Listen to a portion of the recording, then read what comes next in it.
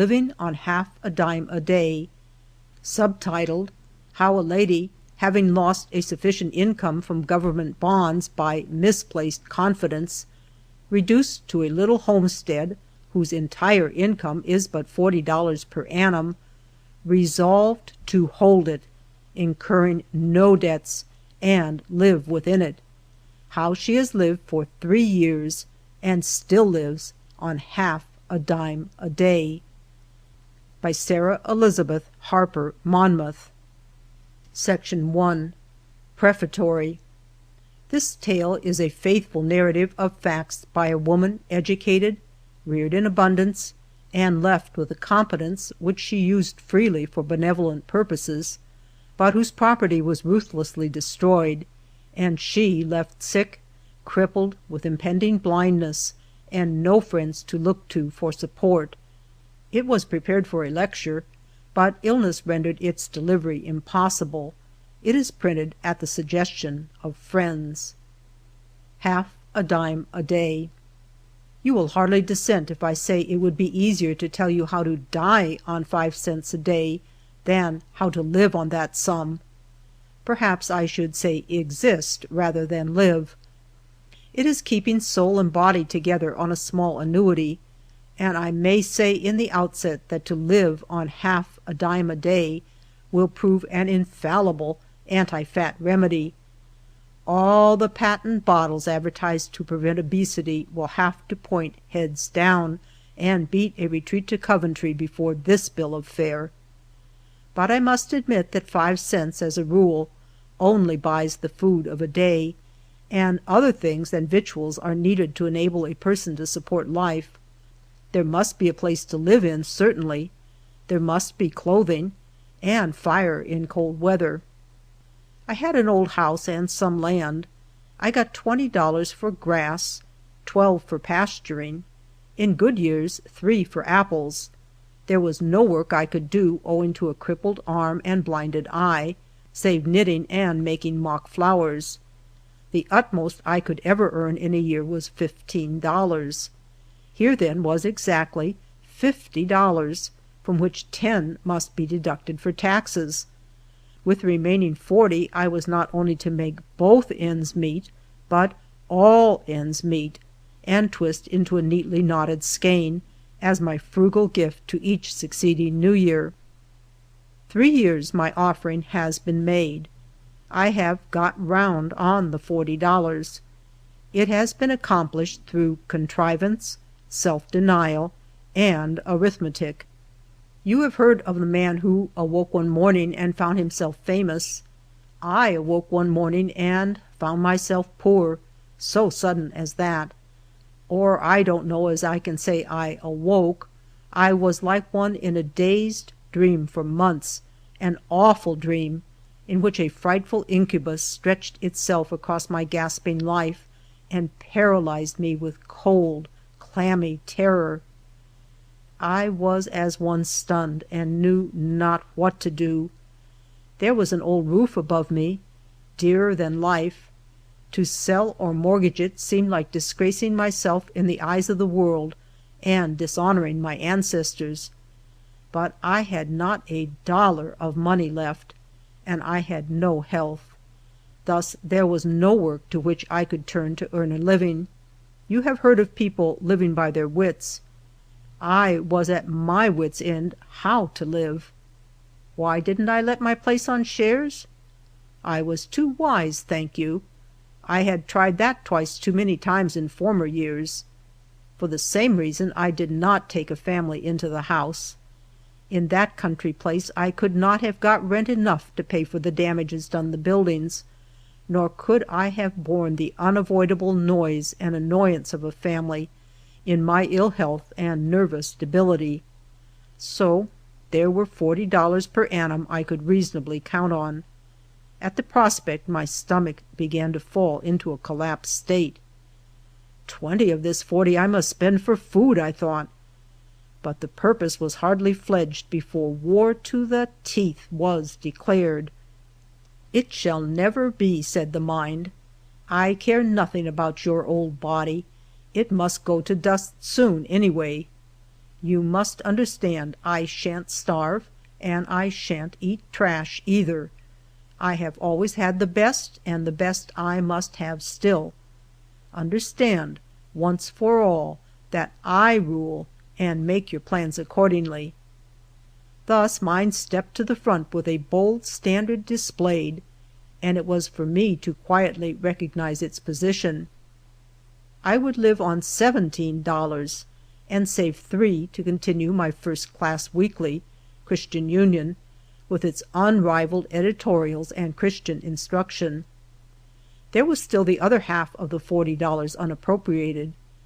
I sorely wanted to take enough from it to supply me with 2 of the best magazines. I, however, ventured on but one, thinking there would be 2 or 3 books in the course of the year I should feel as if I must have. "What expensive tastes!" one and another will exclaim. Ah, people differ in their ideas as to what is and what is not expensive. To pamper the body and famish the mind I should deem the most ruinous and wicked extravagance, and a so-called cheap newspaper, which deals in the abominations of society and dumps the filth of the world at your door every week, would have been a far too expensive investment for me. I could afford no such luxury. $17 of my $40 I assigned to supply food, 10 for reading, leaving 13 for fuel. I fortunately had enough wood on hand when the great loss befell to last 2/3 through a winter. The next one I got through with 1 cord, and sawed it myself, which saved $1.50. I could only with my disabled arm worry off a few sticks for my fire each day. In very cold spells I took a warm freestone and crawled into bed. I was too ill to work, and thus to do saved firewood. I would put mittens on my hands and read a while, and when the room became too cold for this, cover all up and think over what I had read. This saved me in a degree from enervating myself further by fruitless poring over poverty and privations. I had enough bedclothes for comfort, but my own wardrobe, with the exception of 1 black suit, was pretty low when the loss came. I never bought a dress or pair of shoes for more than 3 years. It was entirely beyond my means to buy any article of clothing. So I had to tax both ingenuity and industry to get together garments enough for comfort and decency. I had a palm-figured dressing gown, lined with purplish flannel. The outside of this was all in tatters, while the lining was good. I ripped it in pieces, washed and pressed the flannel, got out enough of the palm figures to make 3 bands around the skirt and sleeves. These helped to hide holes and faded spots in the flannel. Then I raveled an old scarlet worsted undersleeve and trimmed each band with a narrow fluted edge. So I had a quite dressy dressing gown, clean, whole, almost tasteful, and I took genuine comfort planning, piecing it out day after day, with half mittens on my cold hands sitting close to a cold fire. I was more than a week about it, for owing to shortness of firewood my days were very short, and my lame hand was very decrepit and painful. I recollected that when I had made this wrapper out of an abundance of nice new materials, I had been quite impatient at having to sew on it for 2 days, and called in help to finish it off. People who saw it after it was remodeled said it was handsomer than when it was new, and it is certain I thought a good deal more of it. I said then, and have had occasion to say many times since, I was glad I bought good materials when I had the means, for they could be worked over a second, even a third time, to much better profit and advantage. I made a whole common suit out of an old straw bed tick, and out of the fragments of a pair of blue drilling overalls some former workman had left on the premises, cut narrow strips and stitched on the skirts for trimmings. Well, I suppose I was proud and determined to have some style about my garments. At a little distance my suit appeared like a neat striped print, or more like a substantial gingham, and it had the wear of half a dozen calicoes in it. Indeed, it comes out like a new one every season, and bids fair to outlast the owner, and descend to posterity as an invention, may I not say, and escape the charge of vanity, of both genius and necessity. My bed-tick gown, will not some poet step forth and give it immortality? Shoes and stockings were a problem for a long time. Shoes I had to learn to do without for the most part. One decent pair I would keep, but these could not be indulged in every day. Such extravagance was not to be thought of. I took the soles of worn-out rubbers, lined them with flannel, and laced them on my feet as sandals. At length I found a knitted shawl that had been in wear, I suppose, a quarter of a century, and quite a number of undergarments which had been knit by hand out of homespun yarn in the old days when my father's flocks had whitened the hills, so barren and bush-grown around me now. Then it had been the custom to have much cloth woven, and much yarn spun on the buzzing old spinning wheel for the family use. All these garments had been long thrown by, faded, defaced, and past wear. They were a mass of ends and no ends. After thoroughly washing them, I tried the strength of the yarn, and found it unrotted and not much moth-eaten. I had possessed myself of quite a prize. But it was the work of weeks to ravel, tie up, wind into skeins, color, rinse, and rewind into balls for knitting. I found some redwood and copperas, so I had several shades of color. Then I proceeded to knit 5 or 6 pairs of socks, and had balls of yarn left to foot down for years. I quite reveled in an abundance of material, and said exultingly, "There is one thing I shall not lack again very soon, perhaps never," and for a long time, the last thing before retiring at night, I would go to the little drawer, pull it open, and take out my socks, pair after pair, and survey them with a fullness of satisfaction I had never, in better days, experienced over the nicest of boughten worsteds, or even silk. These were trophies of toil and contrivance.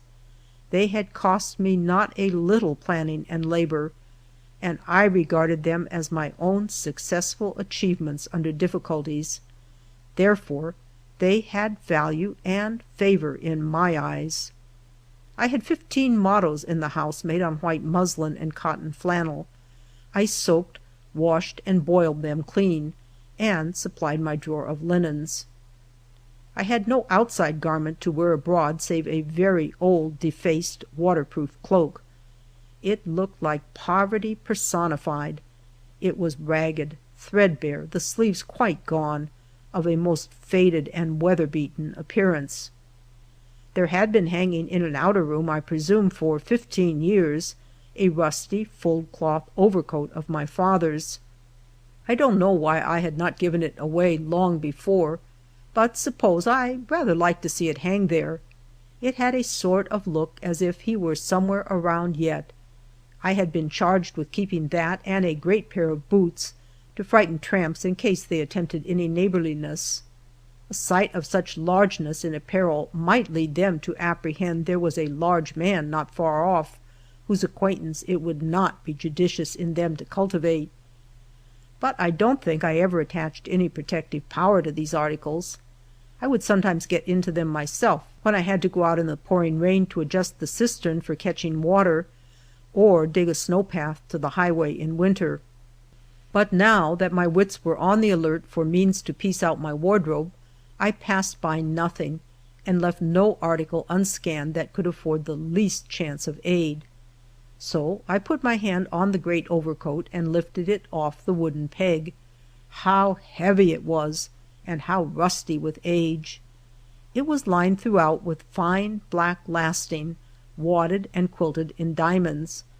My eyes gleamed as they lighted on this. I dragged the old coat off to my room in triumph.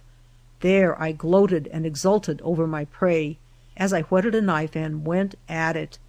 I had no mercy, but just ripped and ripped and ripped till the floor was strewn with parts of the parted garment. The other side of the thick cloth was a fine dark gray, just as bright as new. It was homemade cloth, and had the stock and value in it. I thought so much now of having things warm, such as would keep the cold out, and thus help me save fuel. Next I took my old waterproof cloak, washed and pressed it smooth, and cut away the worn, threadbare portions, to replace with strips of the dark gray fulled cloth of the overcoat. I so managed that the cloak should look as if it had been purposely trimmed with another shade of material, and got a respectable garment that would do good service through a number of cold winters. The cape of this cloak had a pretty lining of broad plaited black and white flannel. This I removed and replaced with some breadths of old alpaca, which answered very well, and of the plaid flannel I fashioned an article of apparel suitable to wear abroad in spring and summer weather. To make it a better size, I pieced and stitched black grosgrain ribbon around the edge, raveled a pair of undersized worsted hose to knit a fluting, and finished this with a ball fringe. And it was indeed as pretty a cape as most anybody had. I expect, yes, I know I was proud of it, for I would try it on at home before the glass sometimes, a thing I had never done with the best silk dress my palmiest prosperity had ever gave me. My old cloak, renovated and remodeled by aid of the fulled cloth overcoat, was better than new to me. It was surprising what satisfaction I got out of my hard contrived garments. Then there was the shiny, quilted lasting lining. It was as to shape almost exactly in the style of the reigning cloaks of the period, and the quilting was quite stylish too. I had some cashmere to line and trim it, and my cloak was a fit. It was in fashion. It was satin, if you did not get too near. So black and glossy was the lasting. If I had only been a rich woman still, everybody would have been exclaiming at my extravagance in buying a quilted satin cloak. Lest even now some person should not see straight, I have never dared wear my cloak abroad much. I luxuriate in it at home on cold days. It keeps out so much cold, wadded throughout, and is as good as an oven on my back. I put it on Thanksgiving days to give thanks in. I was in a state of high exultation after such a series of successes with the old overcoat. It seemed now so plain why I had kept it so many years. I fancied my father, mother, long in heaven, saw my poor lame fingers and purblind eye at work, eking, mending, and repairing my scant, worn garments so intently and industriously for days and days, occupied and engrossed with the labor almost to oblivion of the hard fate, the wanton wrong that had reduced me to this extremity. But what pleased me most of all, I think, were the shoes I got out of the old overcoat. The cloth was so thick and firm it would outwear a common pair of slippers. I ripped up an old shoe to have a good pattern, and got quite a neat fit. I haven't had to go without shoes since. My German slippers are said to be prettier than those ordinarily found at stores. They were warm, comfortable, and not unsightly. They satisfied me.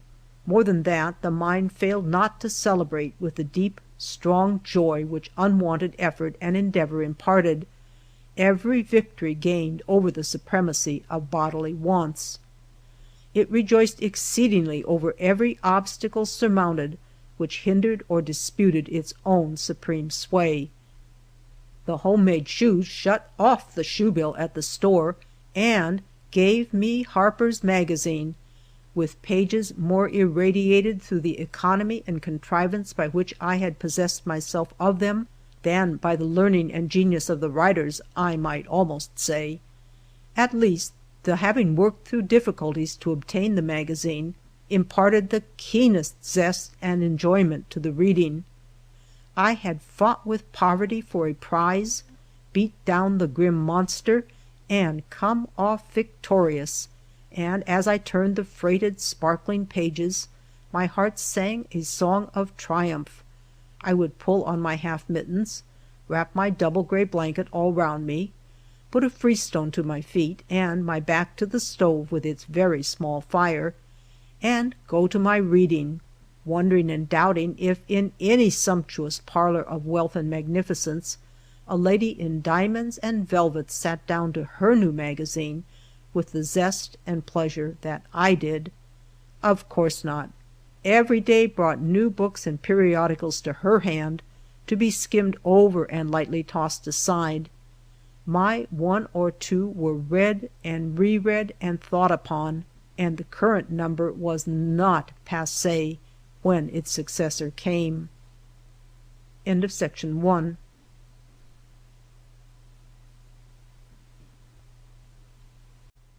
Living on Half a Dime a Day by Sarah Elizabeth Harper Monmouth. Section 2.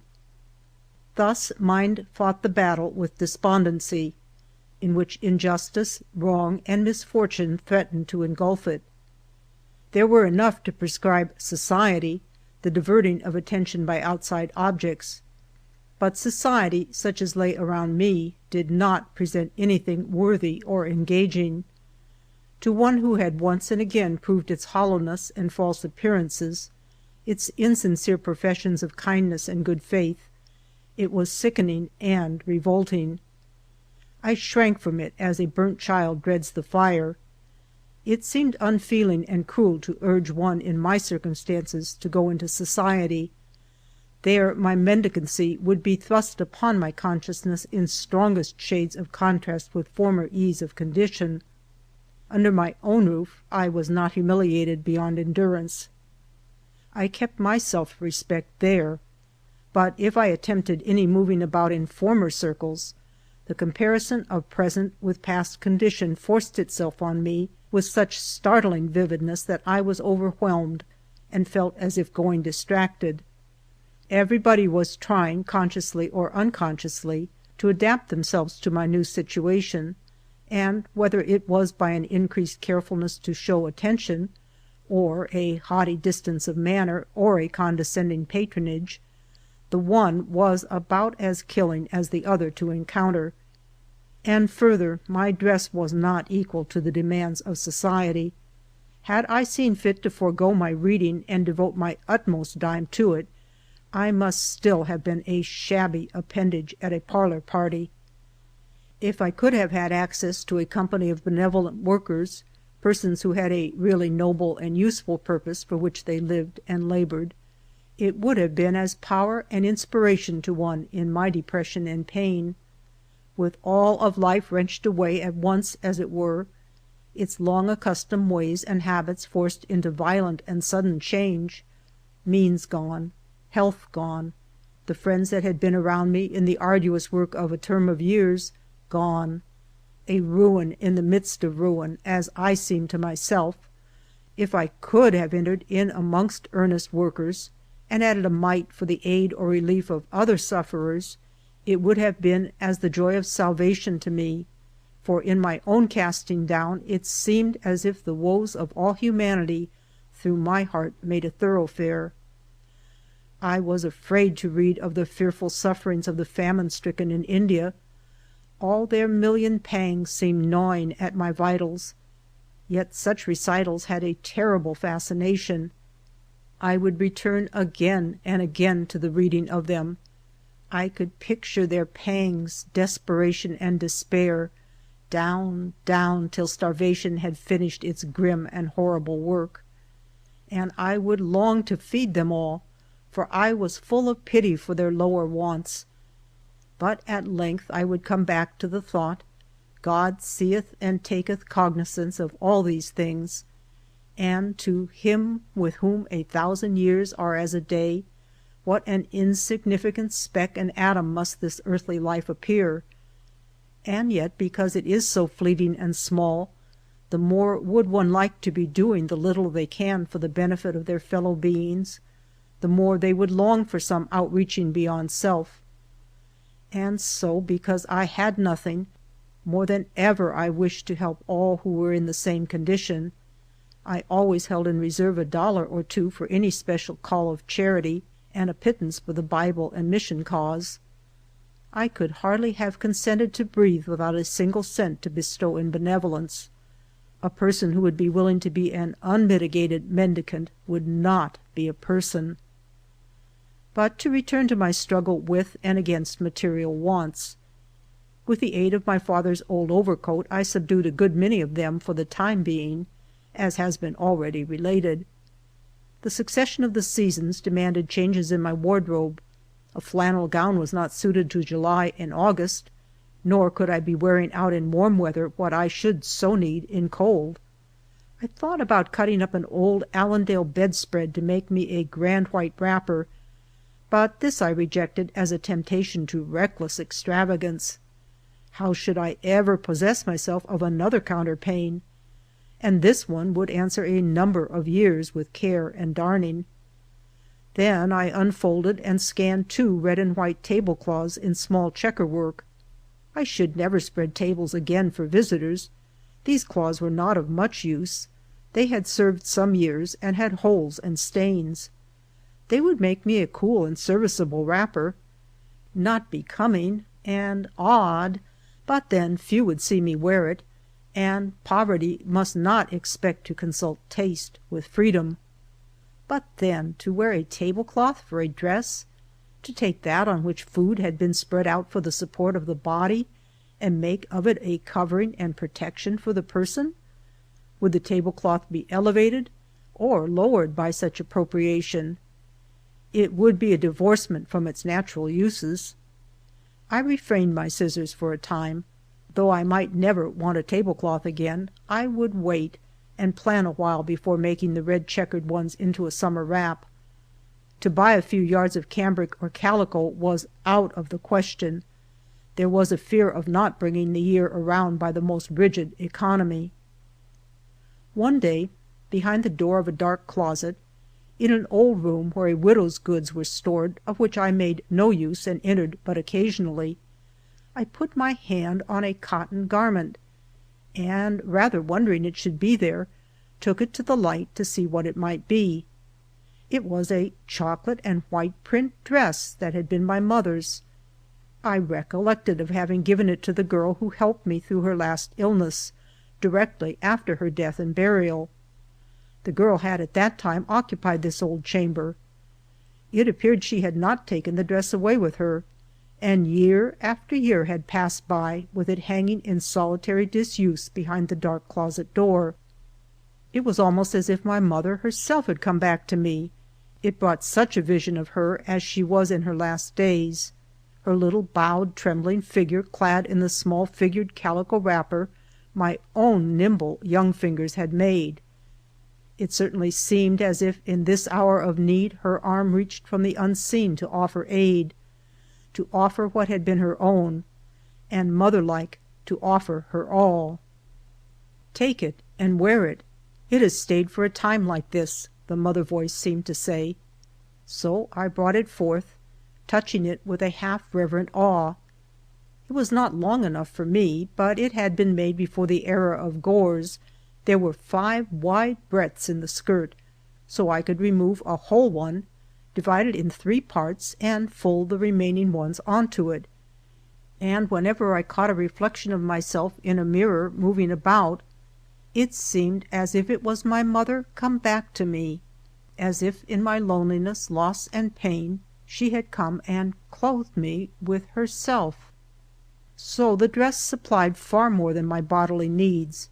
It was company and comfort to my mind as well, and if tears rolled down and wet it sometimes, as the sight of it recalled but too vividly the blessed years when sympathy, protection, and love were my abundant possessions, they were soothing, relieving tears, for I said, "Mother still is somewhere, the going years are bearing me toward her, I shall hear her voice and have her love again." In life's supreme moments, when stern realities press close and hedge us in on every side, how does the mere superficial fall to naught? How trivial and below respect appear the occupations and pursuits of worldlings! Truly, what shadows they are, and what shadows they pursue! I saw people arrayed in finery and marveled that I could ever have done the like. I pitied the short-sighted, low-minded creatures and felt ashamed for them, absorbed in trifles, as if their clothes were their all. Everybody is as God made him, and oftentimes a good deal worse, says Cervantes. Very true. There is a better side to every nature, which if cultivated may bring forth passably good fruit, but it is too often left in neglect to be overgrown with rank and noisome weeds. It requires thoughtfulness, effort, self-denial to nurse it into growth, and most people dislike such labor as this. It is easier and pleasanter to go with the crowd and be one with them, live for the present moment in the gratification of the senses, not the least ashamed to admit, say it even self-approvingly, "It is my aim to take the first care of myself and live just as long as I can." This is on a level with, "Eat as much as you can, it is all you are sure of." Some are sure of considerable, even if this is all. The kingdom of heaven can never come till everybody says and acts up to that saying, "It is my chief aim to help others, nor do I wish to live longer than I can be useful in the world." He liveth long who liveth well. Often I saw people rolling past in easy carriages, but the sight awoke neither envy nor longing in my heart. I was rather glad to be rid of it all. I had always preferred a walk to a ride, and style, circumstances, had placed riding beyond my power. Pain and apprehension of accident, having the sore, crippled arm, made riding something to dread and avoid as much as possible. I was distressed if asked to ride, and had to refuse. I suppose some lady is wondering by this time what I did for a bonnet, and it is an easy task to give information on this point.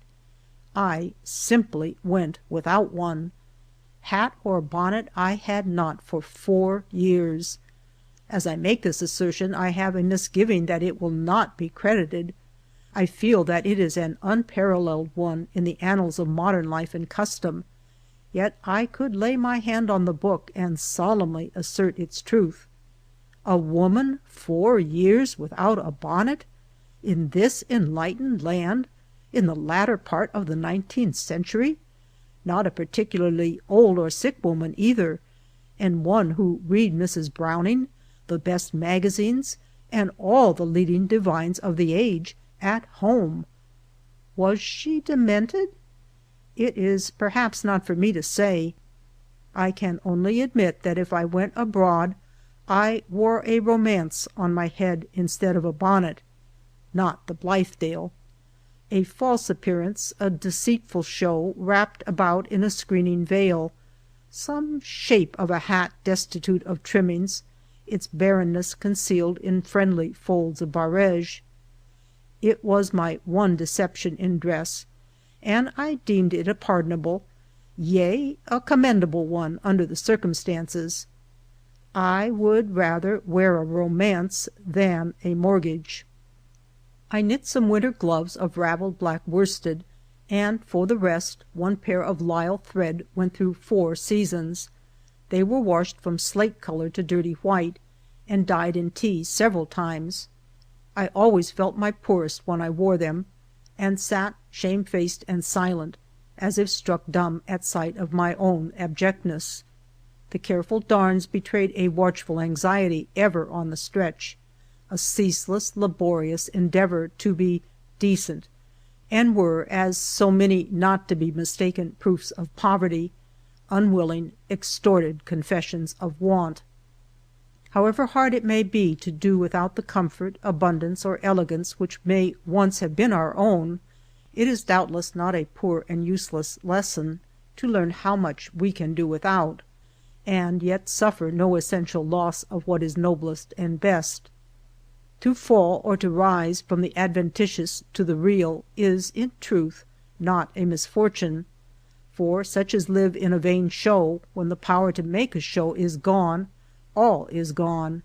But if life has deeper springs, then it can survive a drought, and make for itself some greenness and fragrance in a bare desert of poverty and pain. All that is adventitious, all that is human, may fall away from us. What are our resources then? Have we any? The trial will prove us, test our strength, and show of what metal we are made. A novice can manage a sailboat on a smooth sea under a smiling sky, when it does not need any managing. But let the winds roar and the breakers come, and the boat will go to the bottom unless there is a skilled, courageous hand at the post of duty. So any poor, weak life voyager can manage a calm. It is the managing of the crisis that is the test. End of section 2.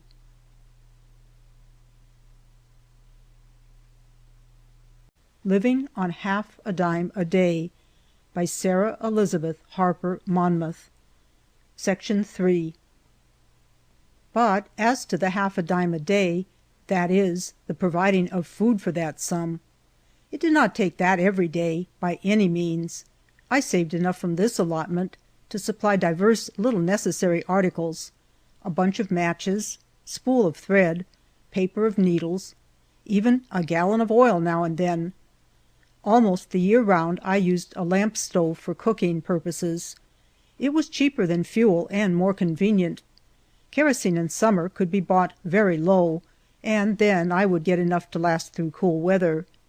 Sometimes I would go through a whole week on 2 baker's loaves, 16 cents, a tablespoon of ginger and a gill of molasses, not more than 23 cents, thus saving 12 out of the 35 allotted for the week's expenses. But this was when my health was feeble and I confined to couch almost altogether. I was in this state more than a year. I made large use of cornmeal, of course, it being cheap and nutritious. 1/4 pound of meal, 1 cent. 1/4 pound of dried beans, 1½ cents. 2 cents worth of salt pork. 4½ cents in all would support me a day and a half very well. This was my usual fare 3 days out of 7. 3 cents worth of barley, boiled with 2 cents worth of butcher's trimmings, and 3 cents worth of potatoes, would make wholesome, nourishing food for 2 days, and go a long way toward supporting existence. I have heard it said a German can live on what a Yankee would throw away, and a Jew could live on what a German would throw away, and a Chinaman could live on what a Jew would throw away. I almost thought I could bear off the palm from the whole of them, and live on what a Chinaman would throw away, if he was a clean one. I made a considerable use of rice and salted fish. In cool weather, a pound of oatmeal cooked on Monday would serve for a dessert through the week. Sometimes I had a gift of milk, and then I feasted like an epicure. I usually allotted a small cup of molasses as sauce and relish to a pound of oatmeal. Now and then I had some kind of a vegetable, as a beet or a turnip, and from time to time bought a few cents worth of butcher's scraps, more to season food than to be food. When eggs were cheap I made use of them. I did not buy when they were more than 10 cents a dozen. I never could make these go as far as I had heard of one housewife doing, who would cook 1 for a family of 5, and after all had eaten freely there would still be some left. Perhaps this lady bought her ovas of an ostrich or a moa bird.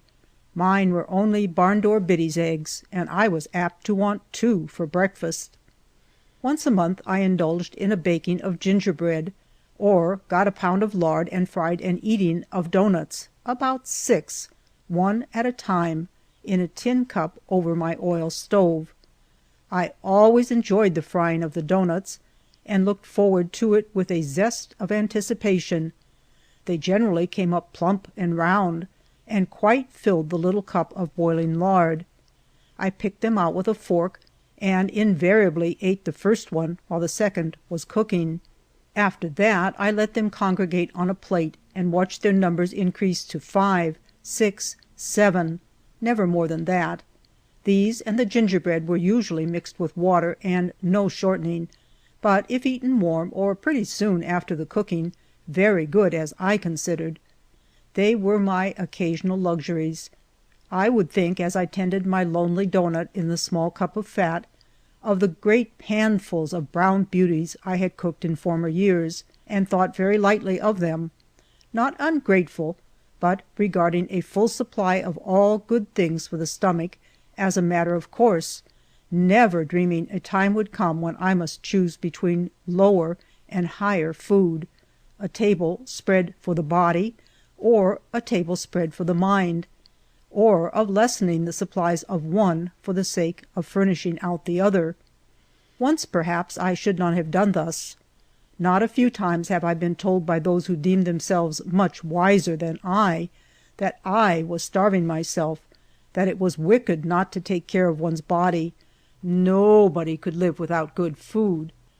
But my food was good, or I was greatly mistaken, for I ate it, devoured it, I might say, with the eager relish of a growing child. It lacked in variety, perhaps. It was not rich. It was fairly cooked and regularly taken, and of a kind to bring the best returns in health and strength. Of course, I had times of longing for the flesh pots of Egypt. On Saturdays I would think of the great bakings going on in the houses round me, and see in fancy the array of fresh bread loaves, pies, and sweet cakes on the pantry shelves, almost seemed to inhale the odors of good cooking, and contrast this spectacle with my empty old cupboard, empty now and evermore, or with just a pint pot of oatmeal in a corner, and very likely my mouth would water till I buried myself in some book which exalted the value of the soul, and made contemptible the course of such as live supremely for the gratifications of the present life. Persons of this stamp would assert, directly or indirectly, the superiority of their method of living, and declare it the most quixotic, foolish, wicked thing to stint oneself in food and clothes. Folks must live. Why must they live? What must they live for? To eat and wear clothes? Allow me to say in all candor and reverence, I should rather die than thus exist. Of course, a person cannot live without food and raiment, but that these should be the chief concern, the object and end of existence, as it were, is pitiful and humiliating among a people who have enjoyed the benefits of civilization, and have some degree of education and intelligence. A sudden and complete change of circumstances compelled me to choose which I would serve, and which should serve me, mind or matter. I don't know as I hesitated at all. Certain things I knew I must have, certain others it would be possible to do without. I declared for mind. I felt like one cut loose from time, clinging to eternity. This life, this perishable body, must soon go. The little I could still manage to do must be for the immortal part. There was a certain tyranny of opinion to endure, afflictive enough, and on which I grew thinner than on dried beans and oatmeal. The best I could do was to hold myself aloof from it. Less than ever now could I allow others to lay down the law for me to follow. Stern necessity was compelling to a more decided and pronounced individuality than ever before. I make a brief digression to say I have been waiting a lifetime to canonize any who would afford me opportunity, but the first name is yet to be enrolled in my calendar of saints. It is amazing. I don't remember that I ever took the liberty to call any person to account as to their particular style and method of living, but no one enters my doors without taking me to task, more or less sharply, often flinging stern reproach and condemnation on my unsocial, unnatural, morbid, monstrous way of life. Do not be too much alarmed. I am not quite an ogress or a tigress. I simply live by myself, as if no one ever lived thus before. Why, I know a dozen people who live thus, and are not scoffed at and condemned to death for it, as I am. As if I was to blame for being alone. Was it not hard enough to lose all near friends when comparatively young, and be left thus without being reproached for the aloneness, as it were? The first person who doesn't take exception, arraign, or denounce me on account of my quiet way of life, I wait to canonize. If I were to devour myself with envy of those happily constituted people, who, when near ties are broken, can readily form new ones, it would not help me to have a nature like theirs, and so it could not help my condition, but would rather render it more grievous. There is no loneliness like the loneliness of feelings unreplied to, and there is in this one comfort for odd people, that no creature God has made can seem odd or strange in His sight. He comprehends the full character, and at last the lonesome spirit may unburden itself to Him, with no fear of being misapprehended or misunderstood. And yet, if there might be somebody who would think enough of earth and earthly things to treat them nicely, and yet not be engrossed in them and enslaved by them to the utter neglect and forgetfulness of higher and better things, such a choice sort of somebody it might be safe, pleasant, and helpful to have near.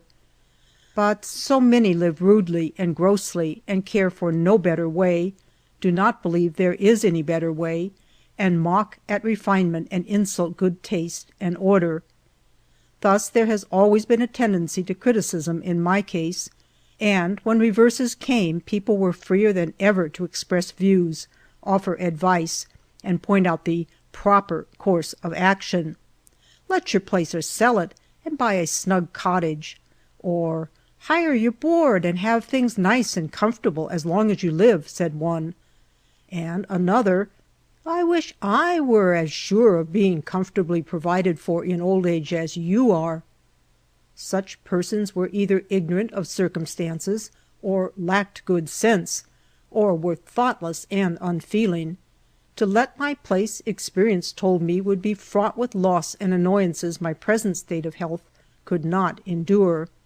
As to selling it, I loved it better than life, and never understood I could get more than $600 for it. But if I could have got twice that sum and essayed to buy another, little would have been left for my support. My table would not have been much better supplied than at present, and life would not have been life away from the old home. If I had hired my board, the money would have slipped from me almost before I was aware, probably, and left me on public charity. My house might have held a few boarders, if I could have superintended them, but my crippled arm, poor health, and nervous depression would not admit of this. I should have to see it go into dilapidation and decay if life was much prolonged. The roofs leaked now, the windows were rickety, the chimney discharged a mournful brickbat in every driving storm.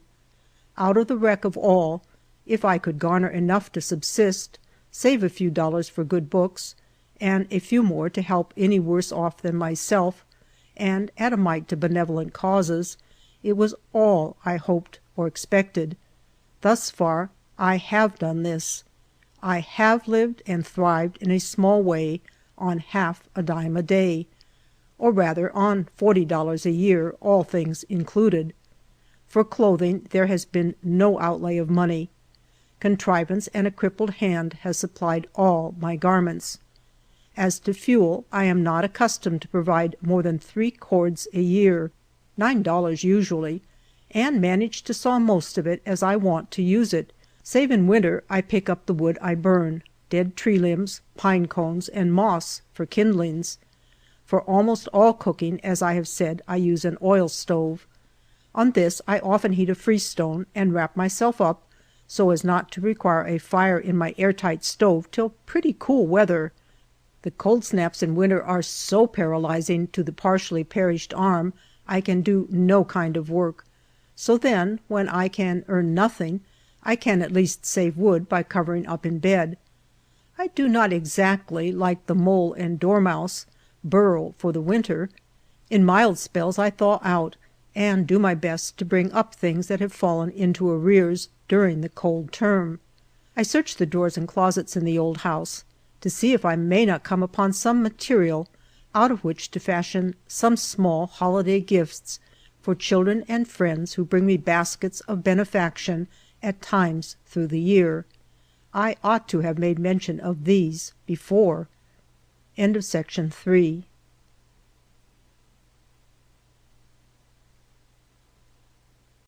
Living on Half a Dime a Day by Sarah Elizabeth Harper, Monmouth, Section 4. It has been my experience in falling into adverse fortune to receive most aid and kindness from sources I should not have expected to receive from persons comparatively strangers till the adversity befell, that I had done no favors and had no claims on, while others I thought would increase their friendliness and offerings have withdrawn, and made themselves strangers. I know not, nor ever shall know the reason why, but I must not speak of this. It was a greater agony than the loss of money. The only sympathy deserving the name has come from those who have been themselves sufferers. Many have mocked me with their pity because they did not know my pain. Others have ignored the great trouble and loss, and carried themselves as if it were but a morbid imagination, thus adding insult to indifference. Under most of the proffered advice or consolation, I have needed to pray every moment, "Forgive them, they know not what they do," for it all was but afflicting the afflicted. My most efficient aid has never come from the rich. They have made some casual proffer and soon forgot it, leaving me more distressed than before it was made. From the but moderately well off, from the widow in straitened circumstances, the best help has come. They have been more ready to divide their little than the rich to give out of such an abundance that they would never feel or miss the charity bestowed, if that be a charity which costs neither sacrifice nor self-denial. The friends of life's darker days will never be forgotten. They enable one to think better of human nature. That there are a few here and there who are drawn rather than repelled by adversity, who show a practical belief in the Bible which says, "Remember the poor," rather than in the Koran which says, "Deal with the fortunate." But it may be said, in this style of living there was no provision for incidental expenses or contingencies, and no one can live long without encountering these. Very true. When my gate fastenings were stolen, or when they evaporated, or the wind blew them away, I tied it together with strings. When the shed rained down too hard in one spot, I moved the woodpile to another. Fortunately, it never took more than 5 minutes. When 30 shot holes were put through a front window by some wanton hand, I closed the blinds and let it go. When the plastering dropped down in the rooms, I pasted patches of cloth over the bare brown laths. No money now for repairs. Such jobs must lay over till my ship come in. I was often told in these years that I must not look on the dark side, but pray and trust, and all would be well. I noticed the persons who were so ready with this advice were such as had ample means to meet all their necessary expenses and provide for contingencies. With well-filled stomachs, well-stored pantries, well-roofed dwellings, they came where all these things were wanting, and complacently, reprovingly, bade poverty and pain, "Look on the bright side, be resigned, trust and pray." I recoiled from them with inexpressible horror. I was as one stricken dumb. I don't know as any prayer passed my lips for months beyond an agonized groan, and I did not know what trust and resignation meant. I did not think about these things. Life was paralyzed. There were many who would say, "If you want anything, let us know." It is needless to say I never wanted anything on that invitation. Thus they would compel me to the asking of perpetual doles. There was acute suffering in the most sensitive faculties, and for honorable reasons. One who has no pride or ambition, no proper consideration for his standing in society, and would as soon hang helpless on the hands of others as strive for his own support, would not be worthy the name of man. There had been such a wrench and revolution in affairs that all my lifelong habits and ways were changed, and I didn't know myself or the world I was in. I even apprehended that real estate might become unreal beneath my feet. If the walls of my house had shattered down into a pile of jackstraws, I don't know as I should have been surprised, so overwhelming on me was the uncertainty, the evanescent nature of all sublunary things. One and another prayed for my fortune to come back. I should just as soon have thought of praying for my mother to come back. They said I must ask God to take my pain away. I don't think I ever did. Though I had no formula of words, the burden of my spirit was, "Make me like Thee, O Saviour." I was to pray for daily bread, and I had it. But the loaf did not drop down from the sky, and as I opened the window come in and take a seat on the table before me. No miraculous manna was mine. God did not feed me by direct miracle. None the less He did feed me, however, because He did it through the action of powers and faculties implanted in my nature. Continuance, perseverance He stirred up to put forth utmost endeavor. Through self-denial and arithmetic I got my daily food. I believe in a special divine providence, but that it works within the sphere of natural and social laws, and employs them. "But you could make no provision for sickness on $40 a day," says one. That is true, but people who live with such severe simplicity will not be as liable to acute disorders as those who are more self-indulgent. Fevers, pneumonias, summer complaints, I felt no apprehension of, and they did not visit me. I had nervous debility, heart difficulty, and the crippled arm. This arm I would have felt more comfortable if I could have had spirits to bathe it in, but this I could not afford. Had any severe illness befallen, I must have mortgaged the house to pay bills. But mine were old chronic diseases that doctors or medicines could not much benefit, nor was I useful enough to justify much outlay. Thus I got along, with no end of blame, criticism, and misrepresentation. What person ever has capacity to comprehend another, or will make any candid endeavor to realize another's situation, and intelligently see and admit what they can and what they cannot do as they are placed? People are absorbed in their own affairs, and their judgments of others are very superficial, very unjust often, and based on no correct understanding of the circumstances which environ the life of the individual they arraign and condemn perhaps. They take full cognizance of whatever comes within the sphere of their own interests and desires, but other people with far different views and aspirations they do not comprehend. They are strange. There is something wrong about them. "Where might be your home, mister?" asked a back country woman of a traveler who called at her door. "Boston, madam," was the polite response. "Dear, dear! What makes you live so far off?" was the pitying rejoinder. So, people that differ widely from our ideas and pursuits we regard as far off, and are inclined to look on with a sort of condescending pity, though theirs should be the privileged city, while ours is but the rude or barren wilderness. "Take everyone's advice and then do as you please," says somebody. I had to do so. Everybody advised me to eat my house. How was it possible to accept such advice? I was not a rat or squirrel, and had not the requisite masticating apparatus. I used to wish I could eat the barn sometimes.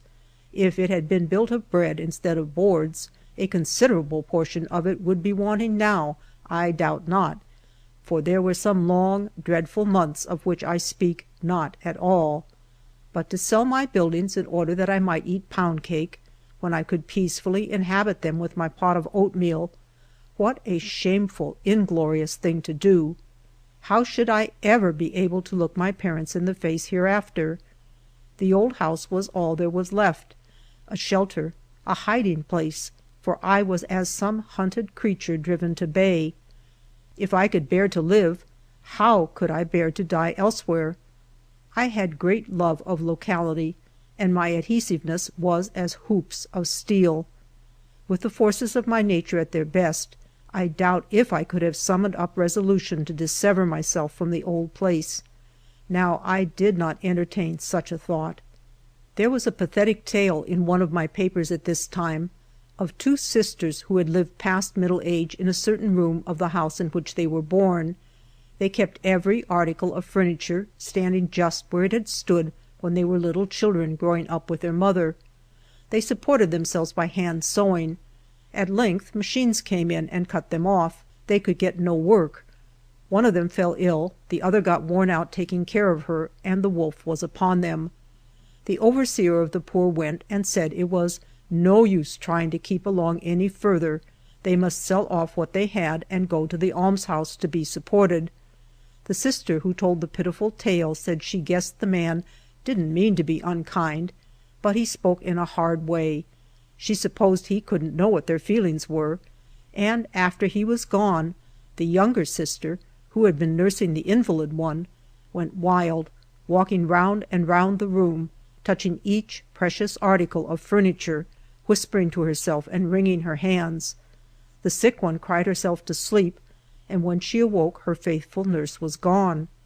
After 3 days she was found afar off among some desolate hills, but reason had left her. She just moaned, "Don't let them take away my mother's little table. Don't let them break us up and send us to the poorhouse." Some humane people were at length moved to save the few articles of furniture and make a provision by which the pair could have a humble room to themselves, with the things they prized so much around them. But the help came too late to one of the poor sisters. Seasonably given, it might have saved her from breaking down. She was never herself again, but lived years in a harmless insanity. And the elder one, who took patient care of her, said, "I suppose it is too bad in me, but sometimes I can't but think how different it all might have been if only someone had found out our need and helped a little before poor Harriet broke down." Ah, yes, if people would not let their good deeds lag, and give the little lift, the small help at the right moment, which means so much before and so little after the Harriets of the world break down, how large an amount of suffering might be spared. This pathetic tale made a deep impression on my mind in my present circumstances. Were I reduced to the condition of this hapless Harriet, I should have no sister to take care of me. I believe from sheer inability to act I remained quiescent at this time, and my ears were pained by reproaches uttered and reproaches implied.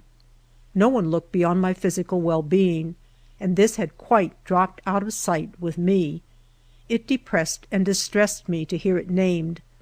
I was dragged down and set to complaining by people's words. When left to myself, I maintained for the most part a much better frame of mind. There were moments when I sunk utterly down and cried, "Oh, but to see for an hour the world wear its wonted look, to have the burden lifted, to have wiped out the memory of cruel wrong, to feel I've enough for all my wants and to help others, that there need be no more struggle or anxiety, and then to die before the dread reality is rolled back on me." But these were moods, the fluctuations of feeling not at my control while the mind staggered under a succession of severe shocks. There would be the ebb and flow of courage and resolution. My constructive faculty was a help and comfort. It kept me occupied planning and devising ways and means of getting along. Then I would read something that tended to moral growth and improvement of character, and ponder and meditate upon it. It seemed to me as if I was managing with my mind as a mother will sometimes manage with a child that inclines to an object hurtful and dangerous, by coaxing off its attention in other directions, and fixing it on objects it may safely enjoy. I had also a certain power of concentration, which I had held in much disesteem heretofore. It often made me appear abstracted and moody, but now it was one of my best friends, as I could, after a brief conflict, become absorbed in the occupation of the hour, and be intently knitting my sail socks, counting up the proceeds, and thinking what I would buy with the money. I did a dozen pairs in a month by great industry, and got $2. This I could not do all the time owing to my painful crippled arm. The work was furnished me by a Shaker Society. These peculiar people were very kind to me in many generous and thoughtful ways. There was a sweet Sister Mary, a poetess skilled to make graceful and excellent gifts. She furnished me with all the tea I had for years. I am not a habitual indulger in the herb. Coffee I do not use, chocolate but occasionally. Luckily I was brought up on cold water, which is my favorite and accustomed beverage still.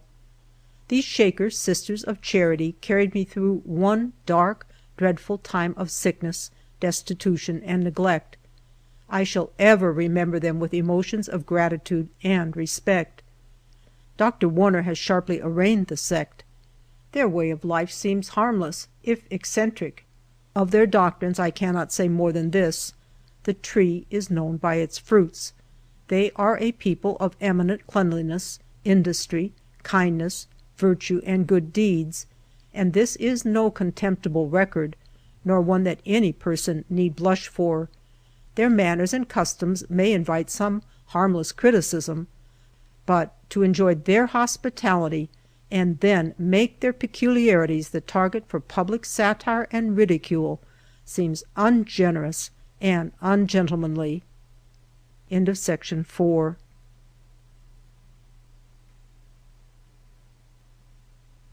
Living on Half a Dime a Day by Sarah Elizabeth Harper Monmouth. Section 5. But to resume my narrative, in my humiliation and low estate, I would have hailed with joy, as I have said before, any benevolent work, had there been an opening for one so poor and reduced as myself.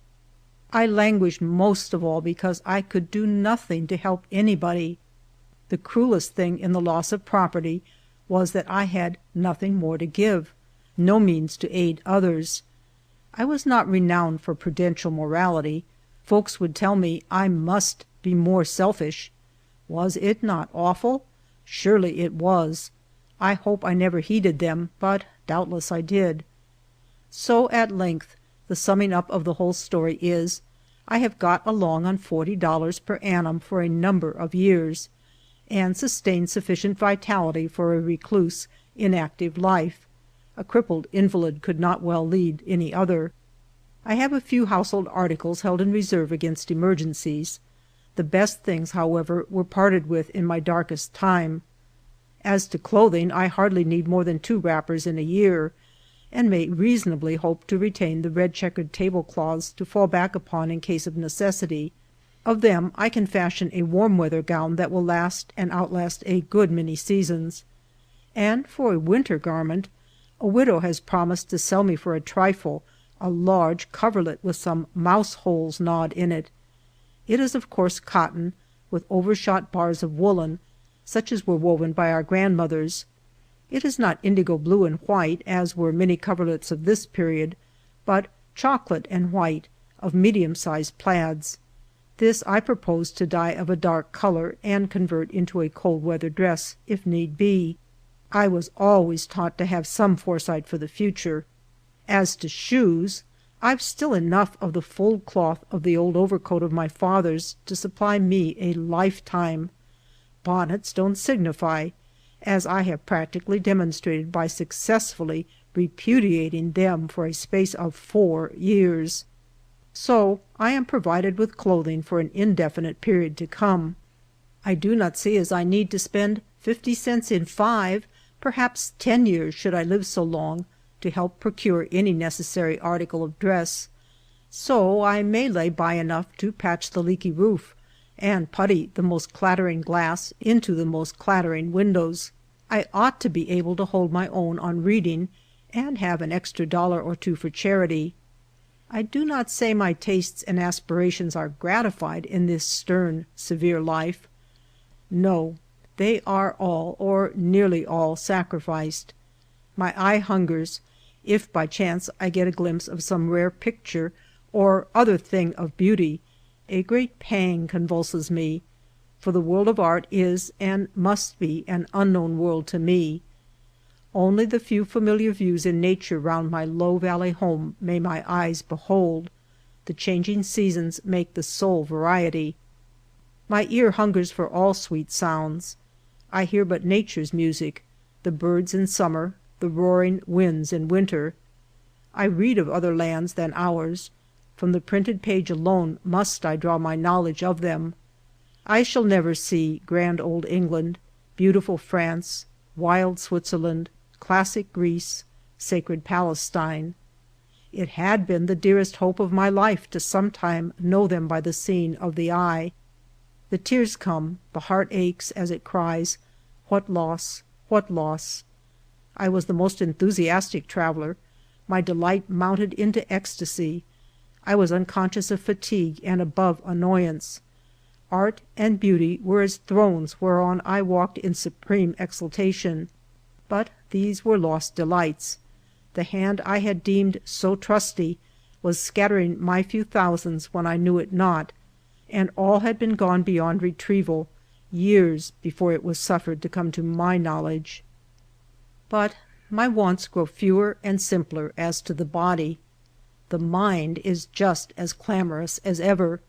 It is the humored child that has got the upper hand. I keep the magazines and get now and then a new book. All my reading is valuable, and will thus bear going over again and again. My relish is keen and vigorous.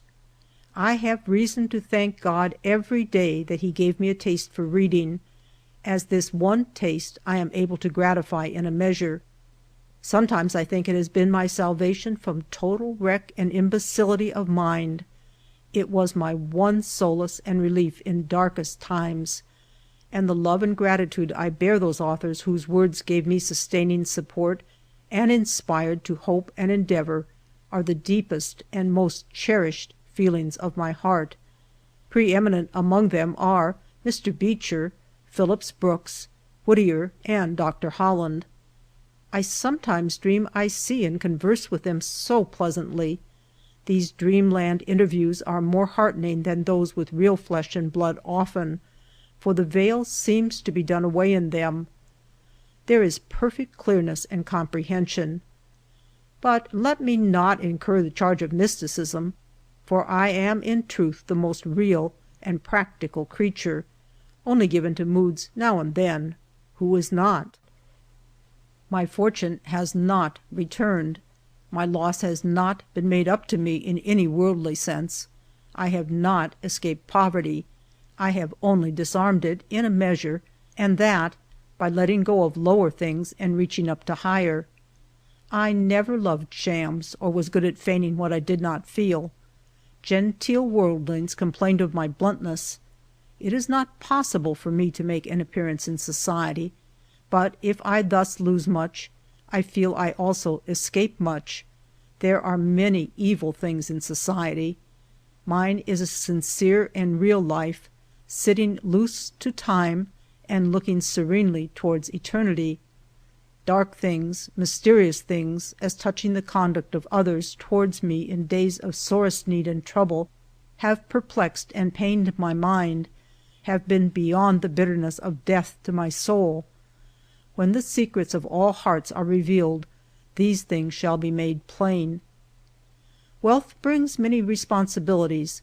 I do not suppose I should have known how to administer it wisely and well, but mine was only a competence, and the chief comfort of my life was gone when I no longer had it to deal out from as I could in benevolent ways. I only wish I had given more while I could. But words like these are idle. What is gone cannot be retrieved. I have tried and succeeded in maintaining a tolerable independence on $40 for a term of years, and am encouraged to hope I may be able thus to do to the end. If this recital is deemed indelicate, I am most unhappy if I leave the impression that I obtrude on the public a tale of loss and need after the fashion of a beggar. This is not a polite or an impolite solicitation of alms. It is a declaration of independence rather. I don't know but a proud one. I dare not say it is not egotism, but it is the egotism of humble things, even of oatmeal and homemade woolen shoes. Signed S. E. M. Sarah Elizabeth Monmouth. End of section 5. End of Living on Half a Dime a Day, By Sarah Elizabeth Harper Monmouth.